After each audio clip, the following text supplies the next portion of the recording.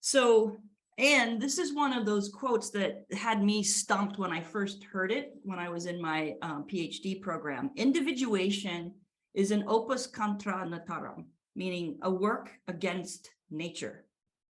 And that's what we just saw, guys. That's what we just saw. We saw individuation or consciousness trying to progress. And then we saw that Roman Empire going, no, you can't progress, you know, and we're in that time right now again. And you're in it, the courage it takes to kind of push against the unconscious nature of staying asleep. That's what he's talking about here.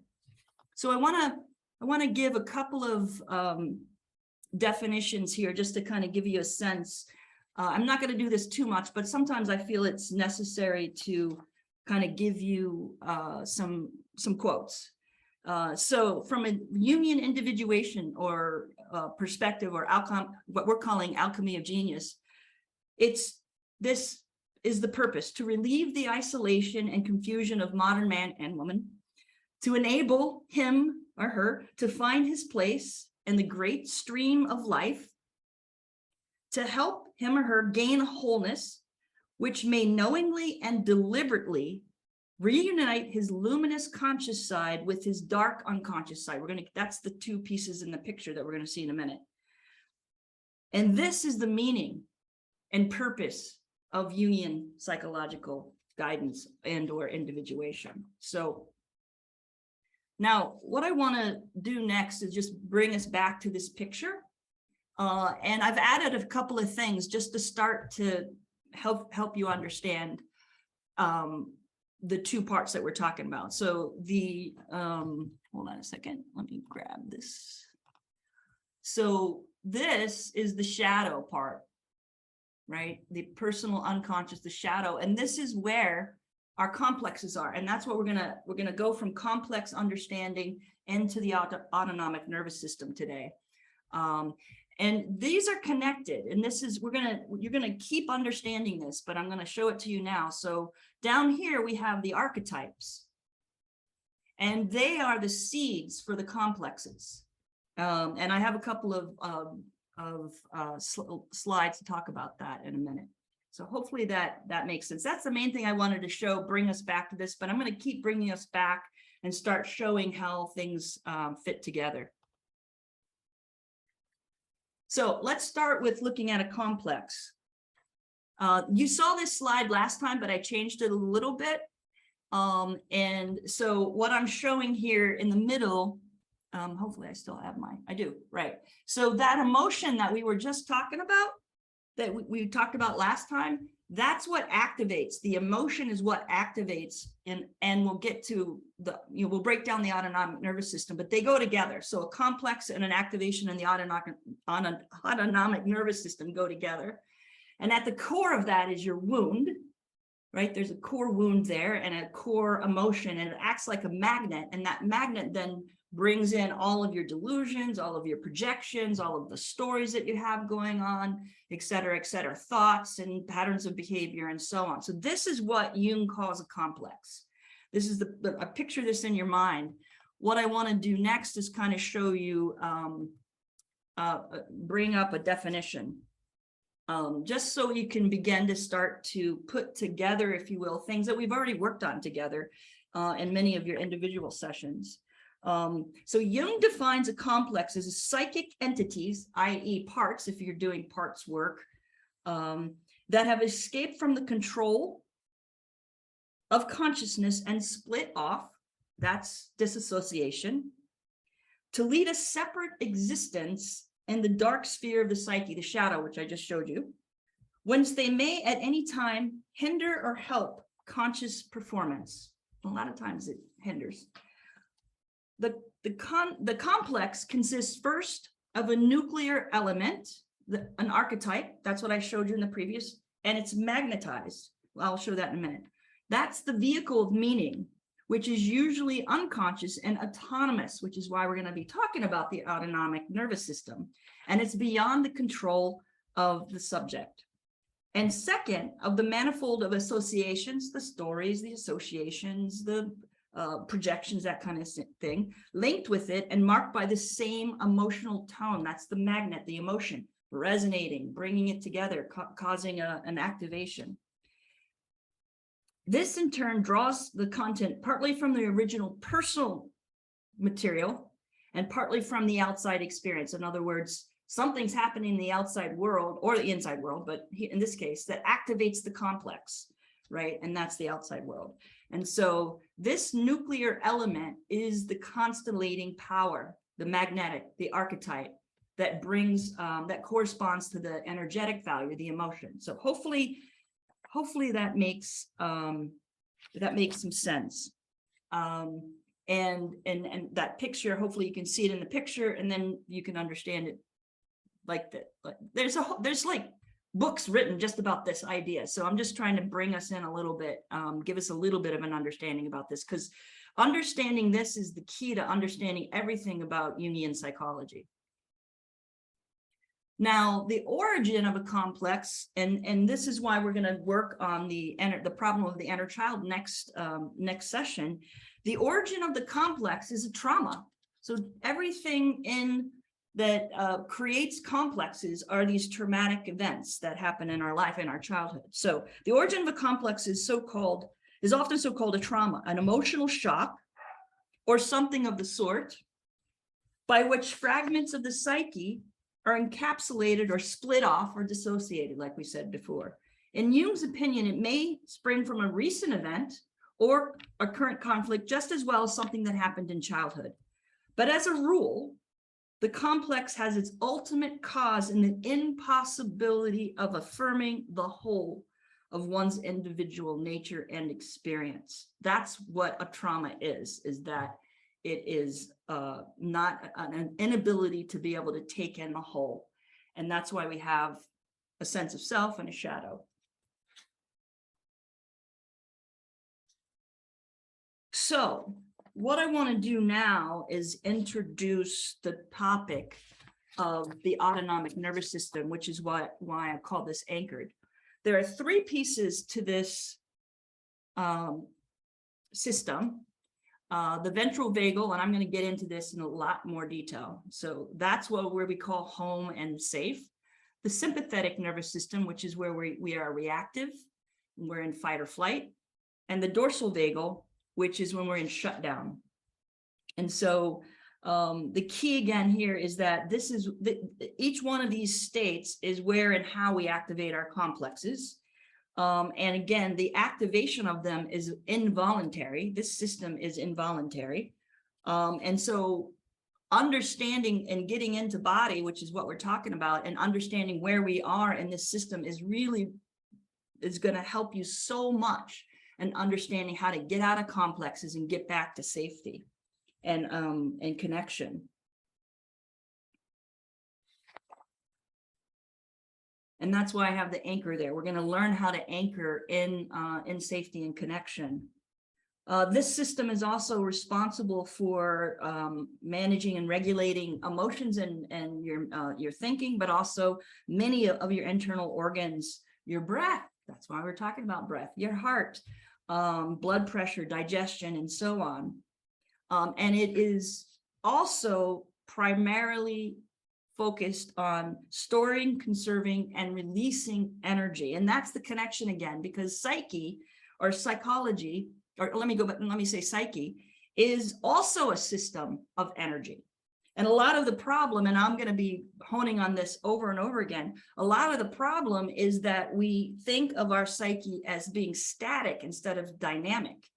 But when you start to understand that it's dynamic, then we're making the changes that we need to do. Not a noun, a verb. And that I'll be saying that over and over again. So let's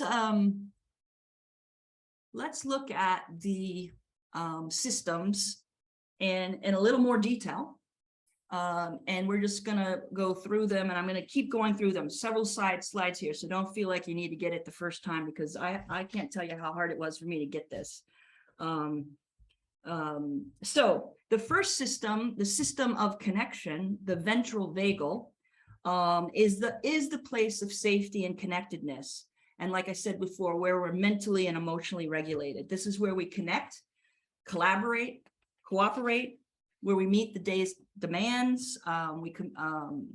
We go with the flow, we engage with life, we have compassion for ourselves and for others, where we're curious about the world, where we connect with others, the world, and spirit. The next system down is when we go into the story of our protections. This will start to make some sense with the IFS when we get into the parts work later on. So the story of our protection is where we're filled with chaotic energy, we're anxious, we're angry, we're driven to compete or fight, or driven to escape. And we're critical of others and ourselves, but we're also trying to be better than everybody else in this system. And then the next system down from that is the story of our disconnection, and that's the dorsal vagal. And that's where we go into disconnection, collapse. We're just going through the motions. We're drained of all of our energy. We've given up hope. We've given up in general. We're essentially preparing to die, feeling like we never are going to make it. We don't measure up. Now, it's important to understand that we are going up and down this ladder, and I want you to think of it as a ladder. We're moving up and down the ladder all day long. We're in safety, and all is good, and then we get into fight or flight, we get anxious, and then we might go, oh my God, I'm ready to collapse. But it's in order. You can't go from the immobilization, shutdown, collapse of the dorsal vagal all the way to ventral vagal. You actually have to go through fight or flight. You have to get some energy and then get into that next position. So it's really important to understand that we do this all day long. Our system is being regulated all day long. And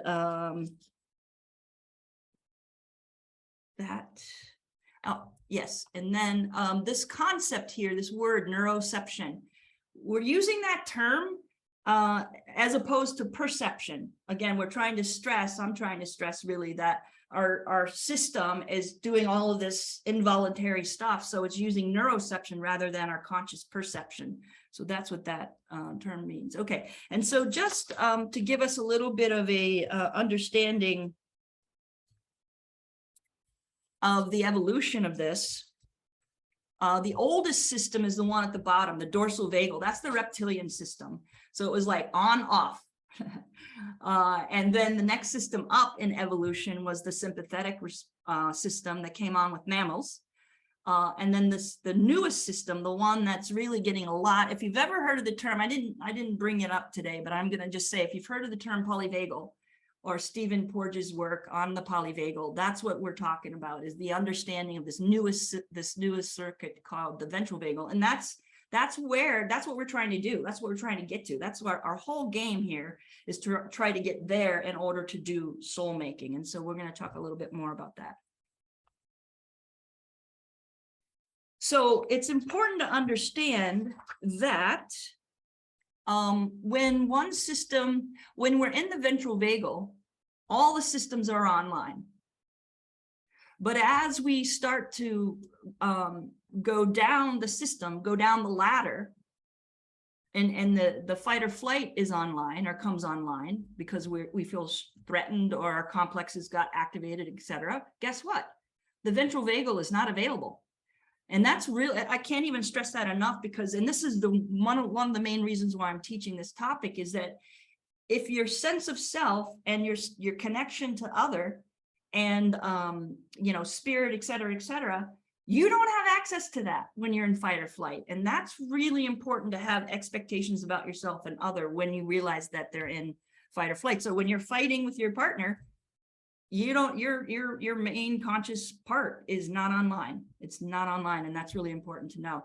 And then again, when you go down from there and you're in dorsal, the sympathetic and the ventral vagal is not available to you. So it's really important that you kind of figure, and we're going to talk about this, and our exercises are going to be about how to work with all of this.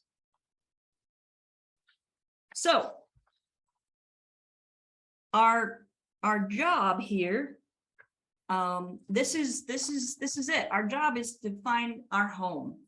And the meditations have really been, the belly center meditation is why I'm really stressing that, is that should really bring us to that home state, that feeling of safety and connection to self, other, world, and spirit.